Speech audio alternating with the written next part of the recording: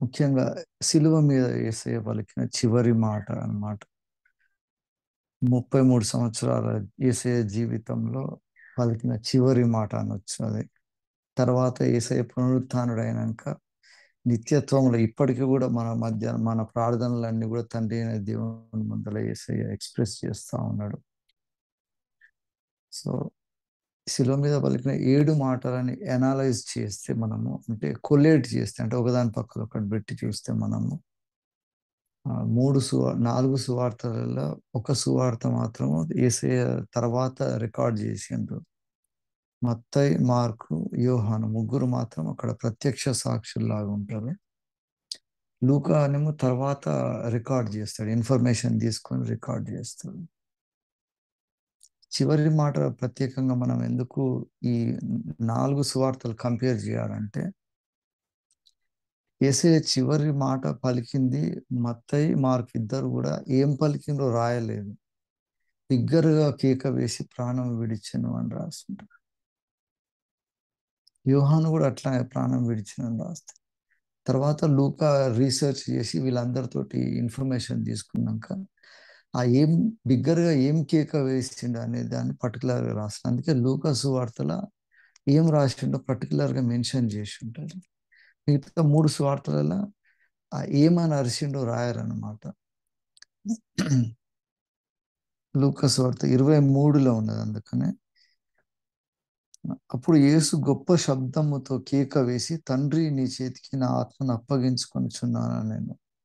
అతడు ఇలాగూ చెప్పి ప్రాణం విడిచాను. That was the last word అని. అప్పుడు కూడా యేసయ్య సంబోధించింది తండ్రి అనే దేవుణ్ణి, తండ్రి అయిన దేవుణ్ణి తండ్రి అని సంబోధిస్తాడు. శిలువ మీద ఫస్ట్ పలికిన మాటలు కూడా దేవుడు తండ్రి అని సంబోధిస్తాడు.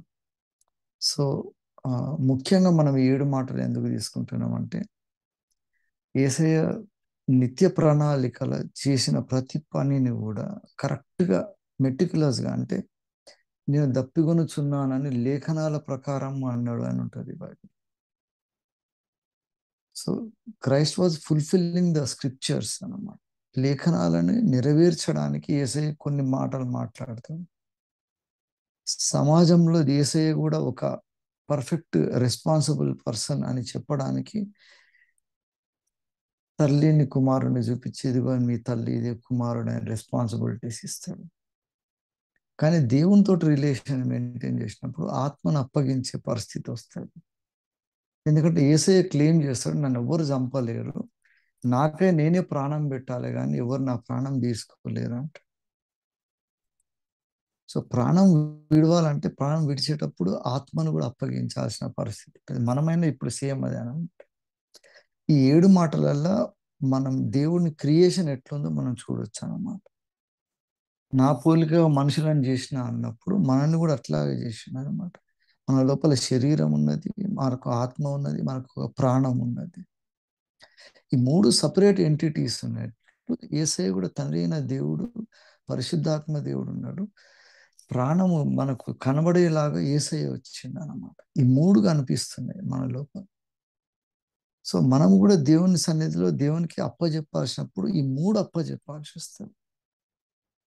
అందుకనే శరీరంతో మనం ఆయన ఈ ఆలయం కాబట్టి శరీరాన్ని పవిత్రంగా పెట్టుకోవాలని గలతీ పత్రికలు పౌలు చెప్తాడు. కొరింథీ పత్రికలు కూడా రాస్తాడు. విలువ పెట్టి కొనబడిన వారు కాబట్టి మీ దేహముతోటి దేవుణ్ణి మహిమపరచండి. అందుకని యేసయ్య కూడా ఆయన శరీరాన్ని ఎంత ప్యూర్గా మెయింటైన్ చేసిండంటే, ఎందుకంటే అది ప్రాయశ్చిత్తంగా అల్పించాల్సిన అవసరం ఉంటుంది.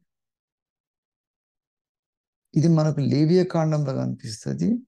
తర్వాత యేసయ్య ప్రాణము విడిచెను అని స్పెసిఫిక్ ఎందుకు రాసిందంటే, తర్వాత సైతాను ద్వారా ఆలోచనతోటి సైతాను యేసయ్య చనిపోలేదని ప్రూవ్ చేయడానికి రకరకాల ఆలోచన విధానాలు తీసుకొచ్చింది. అందులో ఇస్లాం ఒక ముఖ్యమైనది. ఇప్పటికీ ముస్లిమ్స్ అందరూ అంటారు యేసు ప్రభు చనిపోలేదని.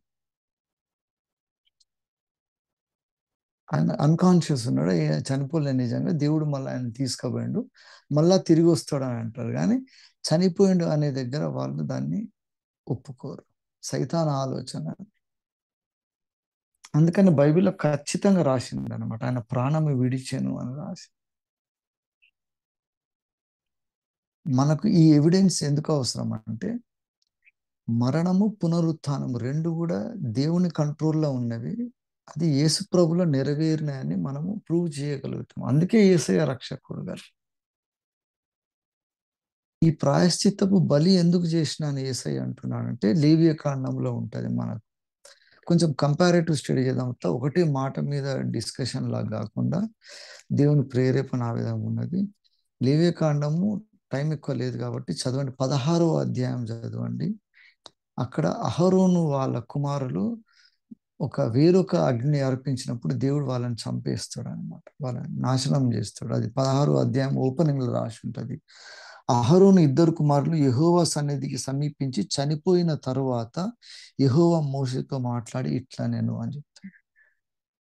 దేవుడు ఒకవేళ యాక్సెప్ట్ చేయాల్సిన బలి ఏది, యాక్సెప్ట్ చేయాల్సిన అగ్ని ఏంది అంటే అని 16వ అధ్యాయంలో ఉంటుంది లేవియకాండం. అక్కడ చెప్తాడు ప్రాయశ్చిత్త బలి దహన బలి రెండు అర్పించాలి. ఆ రెండు అర్పించినదే దేవుడు కోరే బలి అని అంటాడు. మోషే క్లియర్గా ఎక్స్ప్లెయిన్ చేస్తాడు. చేసినప్పుడు అక్కడ ఏం చెప్తాడంటే 2 మేకలు తీసుకొని రావాలి. రెండిటి మీద ఒకటేమో విడవబడిన మేకని చేయాలి, ఒకటేమో అర్పించాల్సిన మేకని చేయాలి. ఆ విడవబడిన మేకనే అజాజీలు అని అంటారని ఫుట్ నోట్లో రాసి ఉంటుంది. మన భారతీయ సంస్కృతిలో కూడా అజామేధం అని ఒకటి ఉంటుంది. దాని ప్రకారం దానికి ఒక చీటి వేసి ఆ మేకను వదిలేసేయాలి. ఇంకొక మేకను పట్టుకొని దాన్ని బలి ఇవ్వాలి. దాన్ని బలి ఎట్లా ఇవ్వాలంటే దాన్ని ఎముకలు ఇరగకుండా బలి ఇవ్వాలి. దాన్ని అట్లనే బలిపీఠానికి కట్టేసి దాన్ని మొత్తం రక్తం అంతా తీసేయాలి. దాన్ని తీసినాక అది చనిపోయినాక మళ్ళీ దానికి ప్రాణ ప్రతిష్ఠ చేయాలి అనేది ఈ బలి ఒకటి ఉన్నదని మన వేదాలలో రాసిండు. ఖచ్చితంగా ఉన్నదన్నమాట. ఒకవేళ దేవుడు ఆయన ఇశ్రాయేలీయులకు తప్ప మిగతా ఎవరికి ఆయన గురించి చెప్పకపోతే అప్పుడు దేవుడు అన్యాయస్తుడైతున్నాడు. అందుకని ప్రతి ఒక్కరు ఆది మానవుల నుంచి మొదలు పెట్టుకుంటే ఏమి సివిలైజేషన్ లేని మనుషులు కూడా వాళ్ళు నరమేధం అనేది మనుషులను చంపి బలిస్తూ ఉంటారు. వాళ్ళ దేవతలు ఎవరు అనుకొని ఆ దేవుడు బలిని కోరుతుందని ఇస్తూ ఉంటారు. ప్రతి ఒక్కరి హృదయంలో ఈ బలి అనే ఒక కాన్సెప్ట్ని పెట్టింది. ఆఖరికి ఇప్పుడు మన హిందూయిజంకి వచ్చే వరకు కూడా మన దేశంలో కూడా ఆ బలులన్నీ బంద్ చేసినప్పుడు బుద్ధిజం ఇండియాకి ఎంటర్ అయినాక ఈ జంతు బలి, ఈ వైలెన్స్ అనేది ఉండకుండా చేయాలని దాన్ని వెజిటేటివ్ ఫామ్ లో తీసుకొచ్చి ఒక కొబ్బరికాయ తీసుకుంటారు. ఆ కొబ్బరికాయ తీసుకొని దాన్ని పగలగొట్టాలి. దాంట్లో రక్తం లాగా దాని రసం అంతా తీయాలి. తీసినాక ఆ కొబ్బరిని తీసుకొని దాన్ని తినాలి. ఇది హిందూయిజంలో ఇప్పుడు స్టార్ట్ చేసింది. అంతకుముందు బలులు చేసేది. బుద్ధిజం వచ్చి హిందూయిజంని డిఫీట్ చేసే పరిస్థితి వచ్చినప్పుడు, రిఫార్మేషన్ వచ్చినప్పుడు హిందూయిజంలో ఇది చేసింది. కొబ్బరికాయను ఎందుకు పగలగొట్టాలంటే కొబ్బరికాయ లోపల ఉన్న నీళ్ళలోనే దాని ప్రాణం ఉంటుంది. లిక్విడ్ ఎండోస్పర్మ్ అంటారు దాన్ని. సైన్స్ తెలిసిన వాళ్ళకు, బాటనీ తెలిసిన వాళ్ళకు తెలుస్తుంది. ఒక రేర్ చెట్టు అనమాట అది. ఆ చెట్టులో ఉన్న ప్రాణం ఎక్కడ ఉంటుంది అంటే దాని బీజం ఏంటంటే దాని లోపల ఉన్న నీళ్ళే అని. అందుకని ప్రతి అర్పణలో కొబ్బరికాయ కొట్టకుండా, దీపం వెలిగించకుండా పూజ చేసేదే ఉండదు హిందూయిజం. ఆ లైట్ లేకపోతే అసలు ఆరిపోయిందంటే దేవుడు లేనట్టే లెక్క అన్నమాట. అందుకే ఎప్పుడు ఆ గర్భగుడిలో దీపం వెలుగుతూనే ఉండాలి. కొన్ని వేల సంవత్సరాల నుంచి వెలిగిస్తాం, వందల సంవత్సరాల నుంచి. Why that light is always there అన్నమాట. ఈ అర్పణ కూడా ఎప్పుడు ఉండాలి. సో ఈ కాన్సెప్ట్ ప్రతి రిలీజన్లో ఉన్నది, కానీ దీన్ని అర్థం చేసుకున్న వాళ్ళకు క్లియర్గా అర్థమవుతుంది.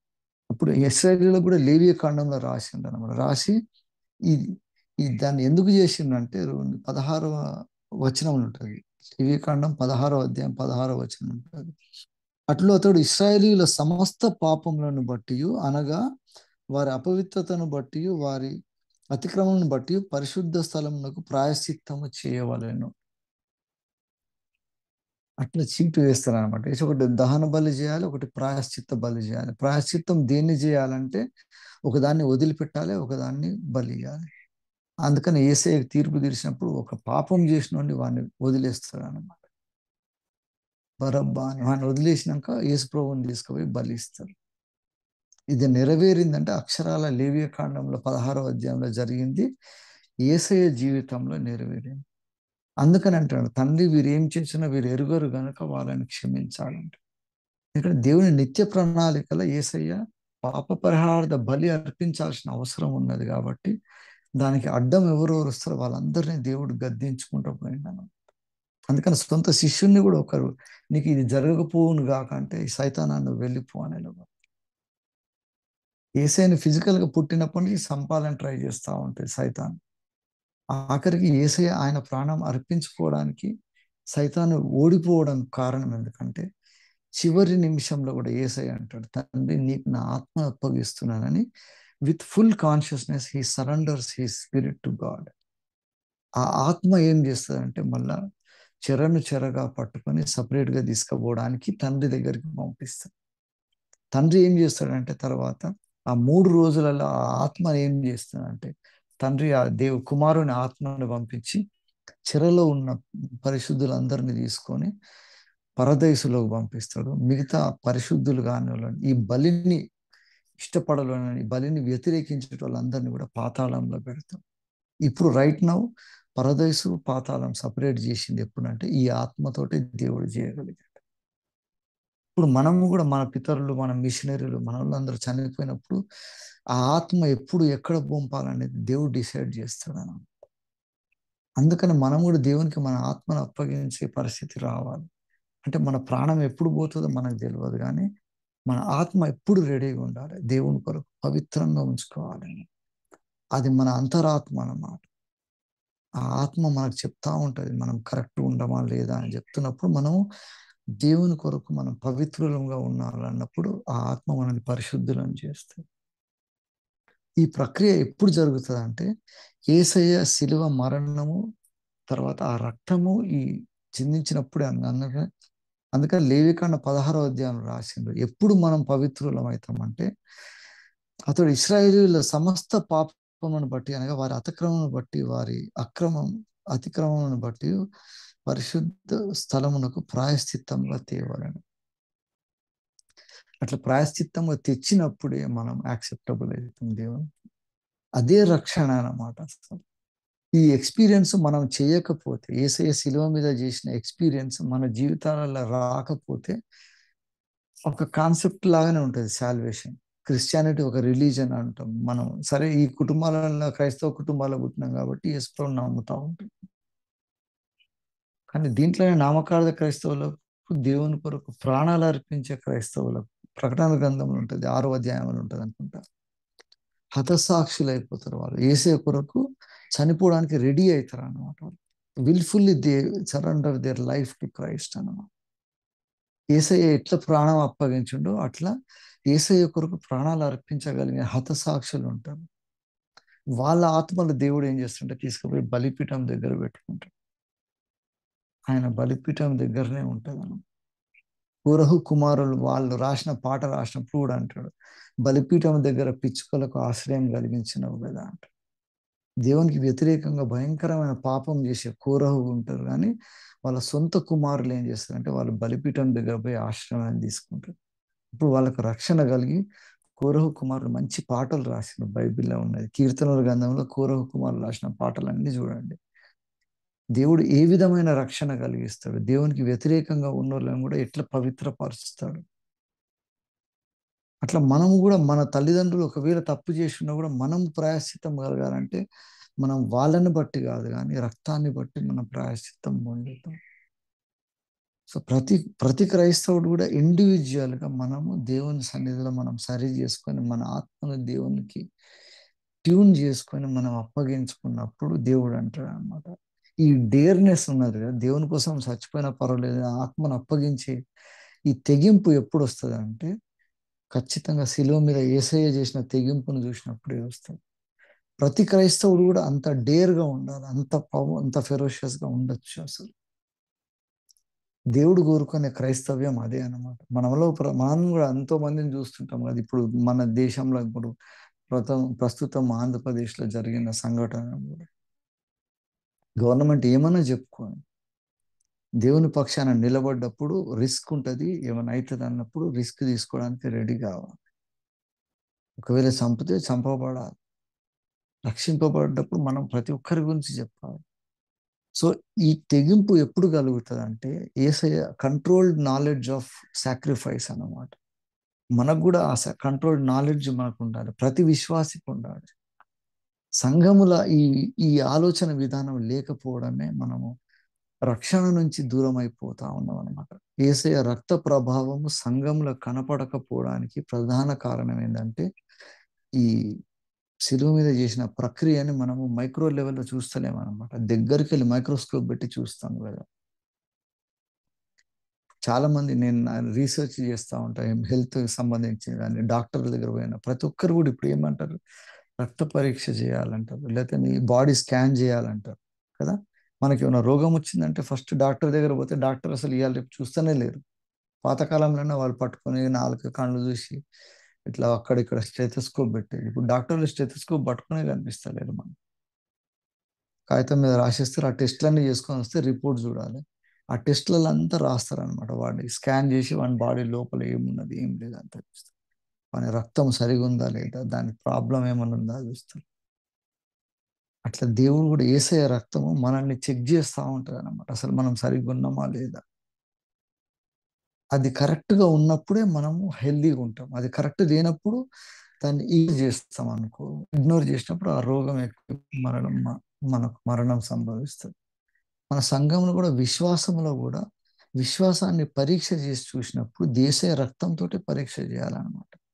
You compare with the blood of Christ. ఇది ఎంత పవిత్రం చేస్తుందో చూసినప్పుడు వాడు పవిత్రుడు కాకపోతే వాడు టెస్టింగ్లో వాడు కరెక్ట్ ఉంటలేడు అనమాట. అసలు సంఘంలో వచ్చి టెస్ట్ చేసుకోవాలి. చేసుకున్నప్పుడు ఏమైనా రోగం ఉంటే తెలిసిపోతుంది. తెలిసినప్పుడు దానికి కావాల్సిన మందు తీసుకోవాలి. అప్పుడు మనం హెల్దీగా తయారవుతాం. సంఘాలు కూడా ఇప్పుడు అదే విధంగా క్షీణించిపోతా ఉంటే సరి చేసుకోవాలంటే యేసయ్య రక్తం దగ్గర రావాలి. రావాలంటే ఎవడు వస్తున్నాడు అసలు. ప్రతి ఆదివారం ఆయన సన్నిధికి వచ్చినప్పుడు ఆయన శరీరం, ఆయన రక్తము, ఆయన బలిని గుర్తు చేసుకున్నాకనే ఆయన సన్నిధిలోకి మనం ఎంటర్ కావాలి. ఎన్ని సంఘాలు చేస్తున్నాయి ఈ పద్ధతి? ఎన్ని సంఘాలు అసలు పవిత్రంగా ఉండాలనే ఆలోచనతో ఉన్నారు? మన క్రిస్టియానిటీలో మన దేవుని సంఘములనే క్రమం లేదన్నమాట. అందుకనే లేవియకాండంలో 16వ అధ్యాయంలో ఆర్గనైజ్డ్ రాసి ఆ క్రమం పాటించని అహరోను కుమారులను సంహరించేస్తాడు దేవుడు. వేరొక బలిని తీసుకొచ్చి ఇది ఎట్లా ప్రాయశ్చిత్త బలి అంటావని అంత తీవ్రంగా దేవుడు పరిశుద్ధతను కోరుతుంటే మనం ఎంతవరకు ఆయన రక్తాన్ని మనం పవిత్రంగా చూస్తున్నాం? క్యాజువల్గా అసలు గుడ్ ఫ్రైడే, ఈస్టర్ అనే వరకు 7 మాటలు చెప్తాడు, వినాలే, వచ్చేయాలి. ఈస్టర్ సెలబ్రేట్ చేయాలి, మళ్ళీ నెక్స్ట్ సండే చేయాలి. దేవుని సన్నిధిలో ఆ భయం లేకపోవడానికి కారణము యేసయ్య రక్తాన్ని మనం చులకన చేయడమా? ఈ ఆత్మను అప్పగించినప్పుడు ఆ పరిశుద్ధాత్మ దేవుడు యేసయ్య మనకి ఇచ్చింది అందుకే అన్నమాట. పరిశుద్ధాత్మ దేవుడు ఇప్పుడు మన మధ్యలో ఉన్నాడు. ఇప్పుడు as we are talking, the spirit of God is engaging our ideas. ఖచ్చితంగా చెప్తాడు, అరే నువ్వు ఇది తప్పు చేస్తున్నావు అని చెప్తాడు. లేకపోతే ఇది కరెక్ట్ చేస్తున్నావు, ఇట్లనే చేయు, ఇట్లా చేస్తే ప్రాణం పోతుంది, అయినా పర్వాలేదు నువ్వే చెయ్యి అంటాడు. అప్పుడు చేసుకుంటా పోతాం మనం. భయం అనేది కాదు అసలు. Every Christian is like a warrior అనమాట. ఆ రక్తాన్ని ప్రభావాన్ని మనం చులకన చేసినప్పుడు పరిశుద్ధాత్మ దుఃఖపడతా ఉంటారు. అరే ఇంత పవర్ఫుల్ వెపన్ మీ దగ్గర పెట్టుకొని మీరు ఎందుకు ఇట్లా ఉన్నారు, పిరికి వాళ్ళలాగా బతుకుతున్నారు? ఆఫ్టర్ ఆల్ సైతాన్ని జయించలేరా? ఆఫ్టర్ ఆల్ శరీరాన్ని జయించలేరా? పాపాన్ని జయించలేరా? వ్యసనాలను జయించలేరా? ఇంత పవర్ఫుల్ బ్లడ్ కదా మీ ముందర ఉన్నది అని అంటాడు. అందుకని పరిశుద్ధులుగా ఉండడము ఆప్షన్ కాదు, ఖచ్చితంగా ఉండాలి. యేసయ్య రక్తాన్ని టచ్ చేసినాక మనము అపవిత్రులుగా ఉండడం అనేది ఇంపాసిబుల్ అన్నమాట. శోధనలు వస్తుంటాయి, ఆలోచనలు వస్తుంటాయి, సైతాన్ గాడు పంపుతా ఉంటాడు మన మీదకి. ఇట్లా భూమి మీదకి సముద్రం అలలు వచ్చిపోతున్నట్టే మన మీదకి ఎన్నో వస్తుంటాయి ఆలోచనలు. పాపపు ఆలోచనలు వస్తాయి, శోధనలు వస్తుంటాయి. అంతే, ఎక్కడ ఆపాలో అక్కడనే మళ్ళీ రిటర్న్ వెళ్ళిపోతూనే ఉంటాయి. మనం నిలబెట్టుకోగలగాలి. అట్లా నిలబెట్టే ప్రాయశ్చిత్తపు బలి యేసయ్య చేసిండని ప్రతి దినము నమ్ముతుండాలి మనం. ఉదయం లేవంగానే నేనైతే దేవుని సన్నిధిలో చెప్తున్నాను, ప్రతి ఉదయం కూడా దేవా ఈరోజు ఒకవేళ నీకు ఇష్టం లేకుండా నీ నీ శాపము గురయ్యే అటువంటి పనులు లేకుండా నేను చేయాల్సి వస్తే అంతకు ముందే నన్ను చంపేయని ప్రార్థన చేశాడు. నేను బ్యాప్టిజం తీసుకున్నాక ఫస్ట్ తీసుకున్న ప్రార్థనే అది. If I'm going against you, kill me before I do that అని. ఎట్లా చంపుతావో ఏమో కానీ నాతోటి నీకు అయిష్టమైన పని జరుగుద్ది దేవా అని ప్రార్థన. ప్రతి ఉదయం లేస్తే చేసిపోయాక నువ్వు పాపం ఎట్లా చేస్తావు అసలు? How can you see a women with wrong eye? అసలు పరిశుద్ధులుగా ఉండడం ఖచ్చితంగా పాసిబుల్ అన్నమాట. సంఘాలలో ఎంత రాంగ్ కాన్సెప్ట్ తీసుకొచ్చారు అంటే, శరీరం బ్రదరు తప్పదు, పాపం జరుగుతూనే ఉంటుందని అక్రమం అంతా సంఘాలలో తెచ్చేసి పాపం అంతా సంఘంలో పెట్టి, అసలు పాపాన్ని పరిహారం చేసేదేమో ఒక పనికి మాలిన ఫార్మాలిటీ చేసి పడేసింది సంఘాలు. ఒక బ్రెడ్ ముక్క తెచ్చిపోసి ఎవడు పడతాడు పంచడం, ఎట్లా పడితే అట్లా తీసుకోవడం, ఆడ పోయి పూజారుల వాళ్ళు కొబ్బరికాయ కొట్టి తీర్థం దాగి వచ్చినట్టు మన దగ్గర తయారైపోయింది. సంఘాలు క్షీణించడానికి, విశ్వాసులు భ్రష్టులు కావడానికి, మన సంఘము శక్తి లేకుండా తయారు కావడానికి కారణం ఏంటంటే ఈ శిలువ మీద యేసయ్యని అర్థం చేసుకోలేకపోవడం. Christ is exactly how he is. ఈ సంఘాలు కానీ మనమైనా కూడా పర్సనల్గా మనం తీసుకుంటే కూడా యేసయ్యని మనం ఎంత సీరియస్ తీసుకుంటున్నామో మన జీవితాలను బట్టే అర్థమవుతుంది. రోషం కలిగి బ్రతికే జీవితం ఎప్పుడు వస్తుంది అంటే సిలువని మనం క్లియర్గా చూడాలి. అట్లా దగ్గరికి వెళ్ళి చూసిన ముగ్గురు ఆయన శిష్యులు రాసిండు, మత్తయి, మార్కు, యోహాన్. ఎట్టా చూసిండు మీరు? అంత పెద్దగా అరిసిండు అంటున్నావు కదా, ఏం అరిసిండు అని తర్వాత లూకా పోయి వీళ్ళందరూ ఇంటర్వ్యూ చేసి లూకా సువార్తలు రాసి, దేవా నా ప్రాణం నీకు అప్పగిస్తానని పెద్దగా అరిసిండని లూకా ఒక్కడే రాసిండు. వాళ్ళు ముగ్గురు ఆడ ఉన్నారు కానీ వాళ్ళు రాయలేదు. మనకు అందుకే 4 సువార్తలు కంపేర్ చేసి చూసినప్పుడు we exactly will know how Christ suffered and how Christ endured and how Christ surrendered himself. అప్పగించుకున్నాడు అన్నమాట. మనం కూడా అప్పగించుకోవాలి. దేవునికి ఎంతవరకు అప్పగించుకుంటున్నాం మనం? సగం లోకానికి అప్పగించుకోవాలి, సగం మన ఈగో సాటిస్ఫై చేసుకోవాలి, సగం సొసైటీలో మన పరపతికి. మనల్ని మొత్తం ఎన్ని ముక్కలు చేసుకున్నామంటే ఒక్కొక్కటి చర్చ్కి వచ్చినప్పుడు ఒక రోల్ ప్లే చేస్తాం, బయట ఒక రోల్ ప్లే చేస్తారు, రకరకాలుగా తయారైంది మనం. యేసయ్య అట్లా కాదు, ఒకటే నా ఆత్మను అప్పగిస్తున్నట్టు ఆత్మను అప్పగించేసి అప్పుడు ప్రాణం విడిచిండు. అందుకని ఆ ప్రాణం మళ్ళా పునః ప్రతిష్ఠ చేయగలిగాడు. అటువంటి బలి ప్రపంచంలో ఎక్కడ లేదు. ఒకవేళ నిజమైన హిందూ ఎవడన్నా ఉంటే వాడు, ఒకవేళ నిజమైన ముస్లిం ఎవడన్నా ఉంటే వాడు నిజంగా చచ్చిపోయిందా లేదా అని దాని మీద వాడు ఆలోచిస్తే యేసయ్యని నమ్ముతాడు. నిజమైన హిందువు కానీ ప్రపంచంలో ప్రతి ఒక్కడు కూడా, బుద్ధిస్టులు కూడా, నాకంటే తర్వాత ఒక 500 సంవత్సరాల తర్వాత ఇంకొక వస్తాడు ఆయన, ఆయనతోటి రక్షణ కలుగుతూనే బుద్ధుడు చచ్చిపోకముందు చెప్పిపోతాడు. అసలు ప్రపంచంలో ఉన్న ప్రతి ఫిలాసఫీ కూడా యేసయ్య గురించి మాట్లాడింది లేదు అసలు. అందుకని ప్రతి ఒక్కరికి ప్రతిదండన ఉంటుంది. రేపు నాడు యేసయ్య మళ్ళా తిరిగి వస్తారు, వచ్చినప్పుడు అంటాడు, ఏమేమో పాటిస్తున్నావు కదా, నువ్వు కొబ్బరికాయ కొట్టినప్పుడు ఎందుకు కొట్టినావు, ఏం ఆలోచన పెట్టి కొడుతున్నావు?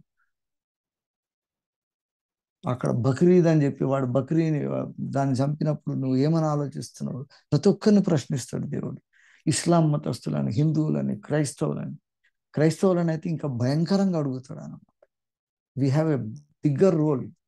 డైరెక్ట్ నువ్వు ఈ కుటుంబంతో బట్టి యేసయ్య రక్తం శరీరం అంతా తెలిసినాక కూడా నువ్వు నిర్లక్ష్యంగా ఎట్లా బ్రతికినవరా అని అడుగుతాడు.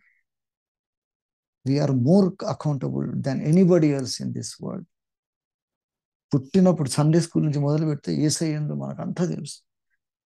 తెలిసినాక కూడా ఎట్లా బతికినవరా, ఈ బతికేంది అసలు అని అడిగితే మనం ఏం చెప్పాలి జవాబు? అందుకే నా రక్తం ఇచ్చిందని అంట. ఆ ప్రాయశ్చిత్తపు బలిని మనం సీరియస్ తీసుకున్నప్పుడు we are going to be warriors అనమాట. We are going to be like Christ అనమాట. ఆ యేసయ్య ప్రత్యక్షమైనప్పుడు సౌలు అనేటోడు చూసినాక మారిపోయాడు. మారిపోయినాక నాకు లోకమంతా పెంట కుప్పలా ఉంది, నన్ను బ్రతికితే క్రీస్తే, లేకపోతే చచ్చిపోతే బెటరే నాకు ఇంకా అని అంటాడు. పౌలు చూసిండు యేసయ్యను కరెక్ట్. మనం కూడా చూద్దాం. ఈ good Friday, Easter, this is the year అనుకుందాం.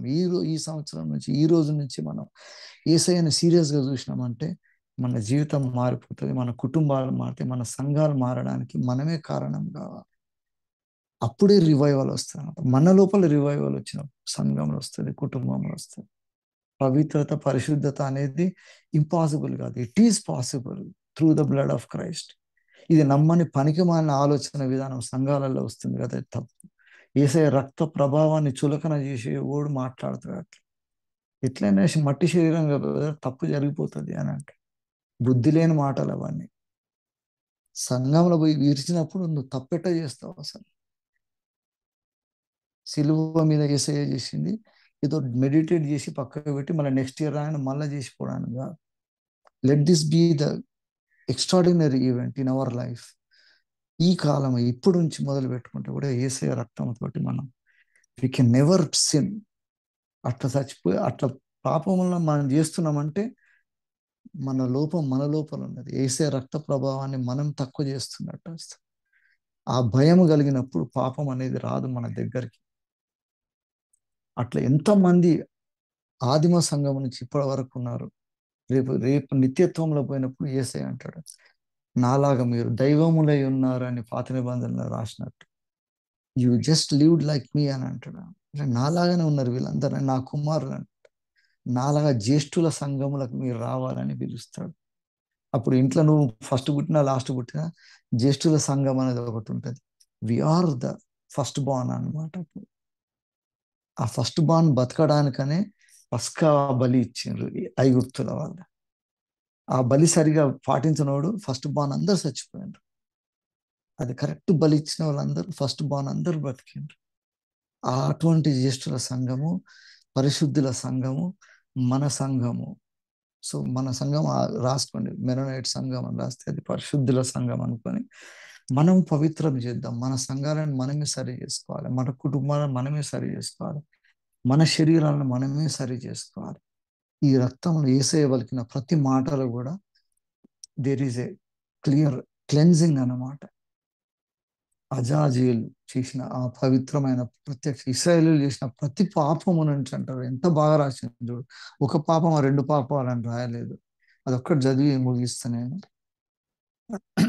16వ అధ్యాయం 16వ వచనం లేవియ కాండంలో, అట్లు అతడు ఇశ్రాయేలీయుల సమస్త పాపములను బట్టి అనగా వారి అపవిత్రతను బట్టి వారి అతిక్రమణను బట్టి పరిశుద్ధ స్థలమునకు ప్రాయశ్చిత్తము చేయవాలని. అది యేసయ్య చేసిండు కాబట్టి మనము పరిశుద్ధులం. Let us celebrate the holiness that we have through the blood of Christ. దేవుడిచ్చిన కొద్ది ఆలోచన బట్టి దేవునికి మహిమ కలుగును గాక.